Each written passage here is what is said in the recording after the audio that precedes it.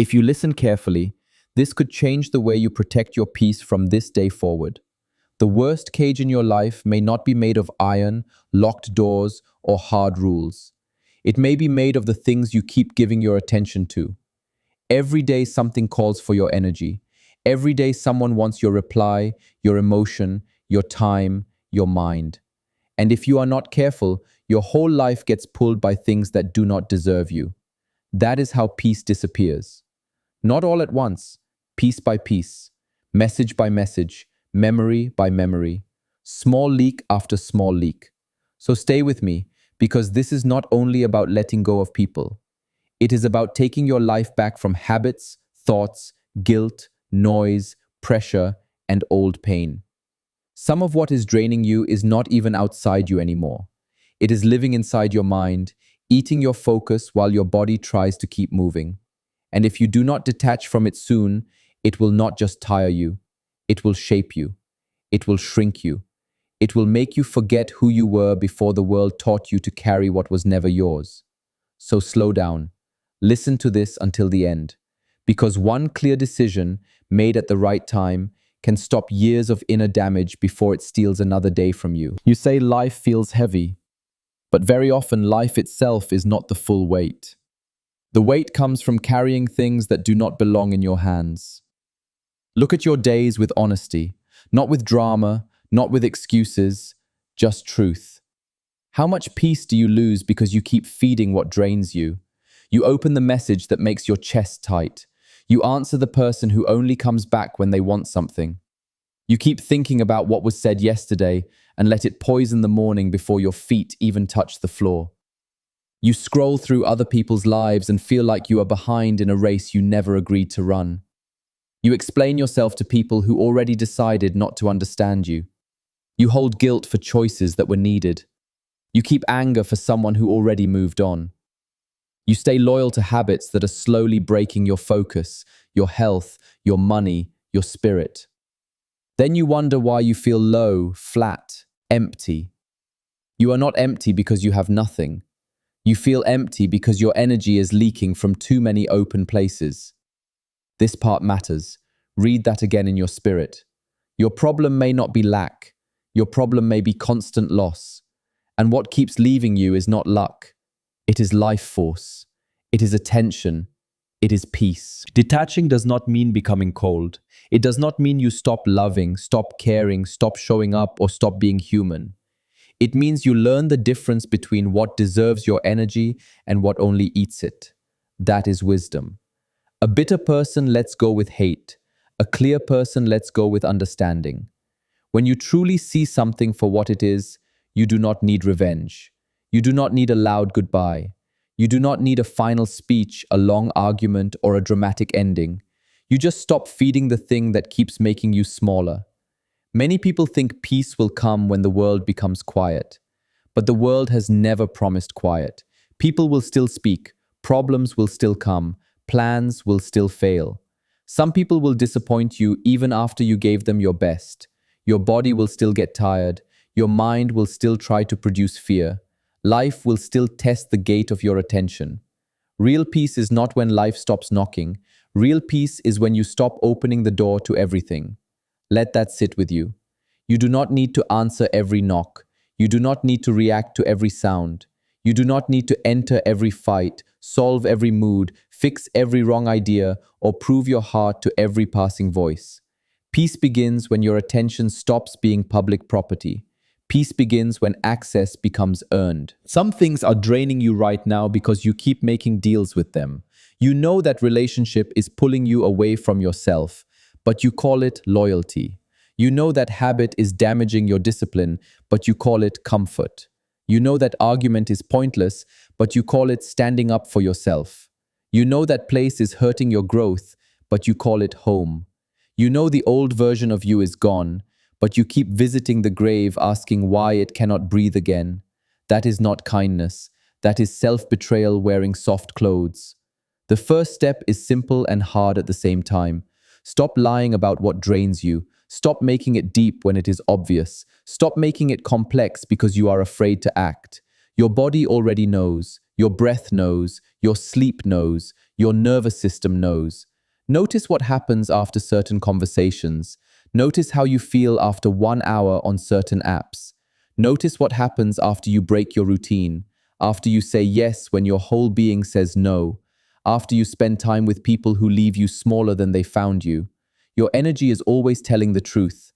The problem is that you keep ignoring the report. And the longer you ignore the truth, the more expensive the lesson becomes. Stay with me here because many lives are not ruined by one big mistake. They are weakened by repeated betrayal of inner truth. There is a kind of tiredness that sleep cannot fix. It comes from living against yourself. It comes from smiling when your soul is worn out. It comes from forcing closeness where there is no respect. It comes from chasing approval from people who do not even approve of themselves. It comes from building a life that looks acceptable on the outside, while your inner world is asking for silence, asking for space, asking for air. One of the strongest forms of freedom is to detach from the need to be understood by everyone. This alone can release half your mind. You explain, then explain again, then explain with softer words, then with more emotion, then with proof, then with patience, and still they twist your meaning. Why? Because some people are not confused. They are loyal to their version of you. They do not want truth. They want a story that keeps them comfortable. You cannot heal a conversation with someone who benefits from misunderstanding you. So when your intention is clean and your actions are clear, stop standing in the courtroom of other people's opinions. Let them think what they want. Let them speak. Let them build stories. A person hungry for gossip will eat anything. Do not become food. Silence is not weakness. Often silence is the exact moment your dignity returns to you. And yes, silence is hard, because the ego wants the last word. But peace has never depended on winning every outside battle. Ask yourself one question before you react. Is this worth my peace? Most things are not. You do not need to attend every argument you are invited to. You do not need to fix every false opinion. You do not need to answer every emotional storm. You do not need to prove your growth to people who only remember your weakness. You do not need to perform healing for an audience that enjoyed watching you hurt. There is power in leaving quietly, not bitterly, not loudly, precisely. Some people are exhausted because they are addicted to emotional noise. When life becomes calm, they feel strange. When someone treats them with steadiness, they become suspicious. When there is no drama outside, they create it inside. They say they want peace, but their system is trained for chaos, so peace feels like boredom. This is why detachment is not only a thought, it is training, it is practice. You must teach your body that calm is safe.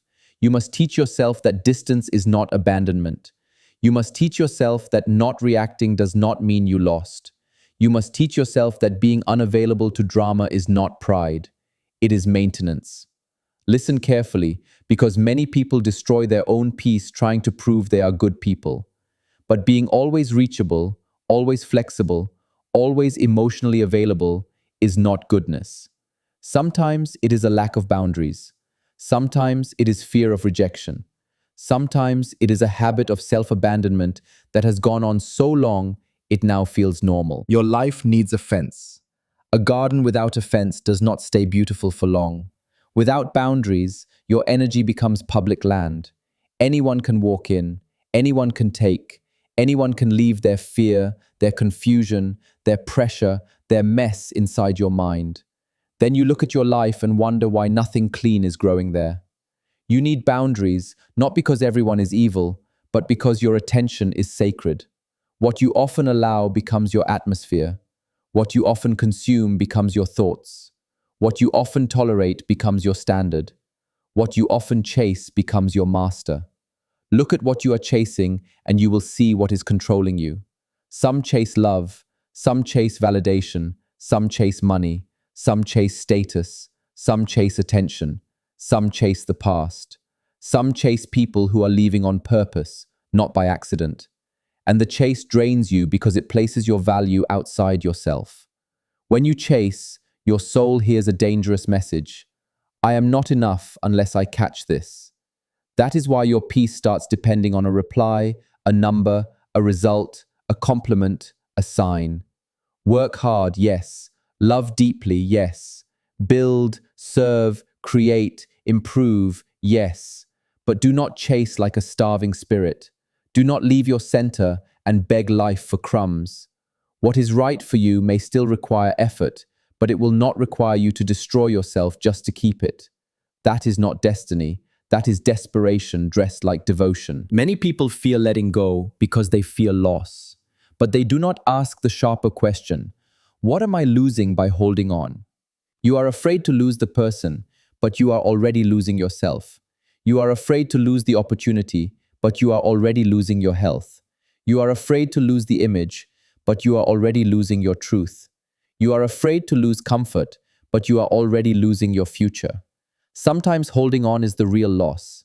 A branch does not become weaker because a dead leaf falls. A tree does not cry over every leaf that has to go. It releases because life moves through release. A hand that never opens cannot receive. A mind that never empties cannot see. A heart that never lets go cannot heal. You want fresh energy, but your life is full of old attachments. You want a new beginning, but you keep sleeping beside old emotions. You want peace, but you keep giving a seat to the same voices. Be honest now. You cannot build a clean life with dirty habits. You cannot build a focused mind with endless distraction. You cannot build self-respect while breaking your own boundaries again and again. Detachment begins with one hard sentence spoken without drama. This is not good for me anymore. This conversation is not good for me anymore. This habit is not good for me anymore. This place is not good for me anymore. This version of me is not good for me anymore. And once you see it clearly, you must honor what you see. Clarity without action becomes another kind of suffering. Many people are not confused. They are just afraid to obey the truth they already know. They want change without discomfort. They want peace without discipline. They want freedom without loss. They want healing without stepping away from what hurt them. That is not maturity. Freedom has a price, and the price is often the old attachment. You cannot take everything with you into the next level of your life. Some habits cannot come. Some conversations cannot come. Some friendships cannot come. Some pleasures cannot come. Some excuses cannot come. Some identities cannot come. The door is narrow for a reason. It forces a choice. And this is where many people break down. They want transformation, but they still want the old environment to like them. They want growth, but they still want comfort from the same patterns. They want strength, but they keep feeding weakness in private. Listen to this part twice if you need to. You do not become free by wishing. You become free by practicing separation from what controls you. Start with your reactions. When the message comes, pause. When the insult comes, pause. When the memory comes back, pause. When the craving rises, pause. When fear starts speaking, pause. That pause is not small. That pause is where your freedom starts breathing. Without it, you are a puppet. Something happens and you move. Someone speaks and you burn. A thought appears and you follow it like it owns you. Inside that pause, ask better questions. Is this mine to carry? Is this mine to answer? Is this mine to fix? Is this mine to believe? So much of what drains you cannot survive honest questions. Not every feeling is an order. Not every fear is a warning. Not every desire is wisdom. Not every memory deserves a room in your house. Not every person deserves access to your inner world. The mind makes noise all day. You do not have to bow to every sound. Detach from the idea that every problem needs your emotional involvement. Some problems need action, not anxiety. Some need patience, not panic. Some need distance, not discussion. Some need acceptance, not endless thinking. You drain yourself because you confuse worrying with caring. You think if you suffer enough in your mind, life will reward you for being concerned. It will not. Worry is not devotion. Worry is imagination turned against yourself. If you can act, act. If you cannot act, breathe. Anything else becomes self-punishment. And many people do punish themselves in the name of responsibility. They sit in fear and call it love. They sit in overthinking and call it being careful. They sit in pain and call it being deep. But peace does not grow in a mind that never stops shaking. This is your reminder. Care deeply if you must, but do not let care become a doorway through which every fear enters and builds a home. There is also a strange attachment to suffering. People hold pain because pain gives them identity. They repeat the story until the wound becomes a name. They protect the hurt because without it, they do not know who they are. But listen, your wound may explain part of you, but it must never lead you. Detach from the identity of being the hurt one. Yes, you were betrayed. Yes, you were disappointed. Yes, you lost time. Yes, you gave too much. Yes, you were not seen when you needed to be seen. But how long will you keep drinking poison to honor the wound? At some point, healing requires you to stop making pain the center of your personality. You are allowed to remember. You are not allowed to live there forever. The past can teach you, but it should not own your address. Take the lesson, not the chain. Take the warning, not the bitterness. Take the truth, not the prison. A person who hurt you once can keep hurting you for years if you keep giving them space inside your mind. They may be gone, but your attention keeps rebuilding them. Your anger feeds them. Your replaying feeds them. Your imaginary conversations feed them. Your hunger for an apology feeds them. You say you want them gone, but you keep inviting them back through memory. So when the old movie begins again in your mind, stand up inside yourself and say, I have seen this before. I know how it ends. Then come back to the breath, come back to the room, come back to the task, come back to now.